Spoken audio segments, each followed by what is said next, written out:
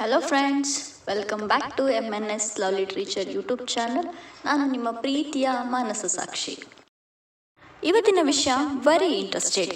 ವಿಷಯ ತಿಳ್ಕೊಳ್ಳೋದಕ್ಕಿಂತ ಮುಂಚೆ ಯಾರೆಲ್ಲ ನನ್ನ ಯೂಟ್ಯೂಬ್ ಚಾನಲ್ನ ಸಬ್ಸ್ಕ್ರೈಬ್ ಮಾಡಿಲ್ವೋ ಪ್ಲೀಸ್ ಸಬ್ಸ್ಕ್ರೈಬ್ ಮಾಡಿ.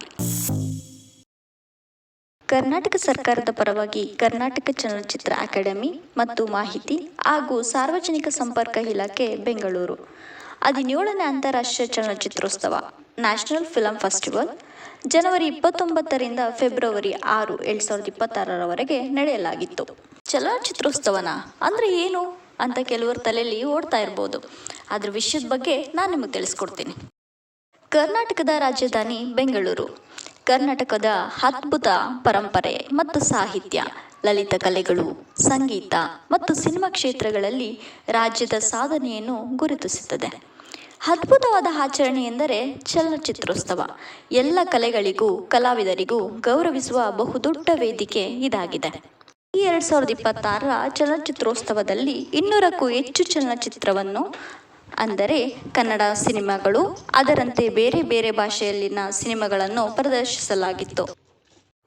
ಈ ವರ್ಷದ ಥೀಮ್ ಮಹಿಳಾ ಸಬಲೀಕರಣದ ಮೇಲೆ ಬಲವಾದ ಗಮನವನ್ನು ಕೇಂದ್ರೀಕರಿಸಿ ಈ ಉತ್ಸವವು ರಾಷ್ಟ್ರಕವಿ ಡಾಕ್ಟರ್ GS ಶಿವರುದ್ರಪ್ಪ ಅವರ ಸ್ತ್ರೀ ಎಂದರೆ ಅಷ್ಟೇ ಸಾಕೆ ಎಂಬ ಪ್ರಸಿದ್ಧ ಕವಿತೆಯಿಂದ ಪ್ರೇರಿತವಾಗಿದೆ.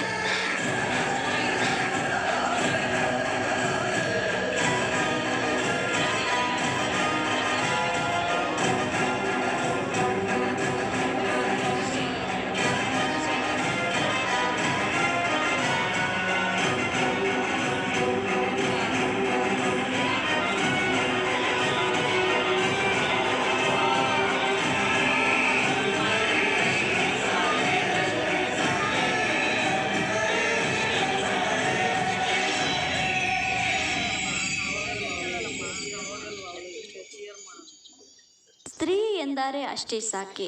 ಈ ವಿಡಿಯೋದಲ್ಲಿ ಬರುವಂತಹ ಸಾಧನೆ ಮಾಡಿರುವ ಮಹಿಳೆಯರ ಹೆಸರನ್ನು ನಿಮಗೆ ಗೊತ್ತಿದ್ದರೆ ಕಮೆಂಟ್ ಮಾಡಿ.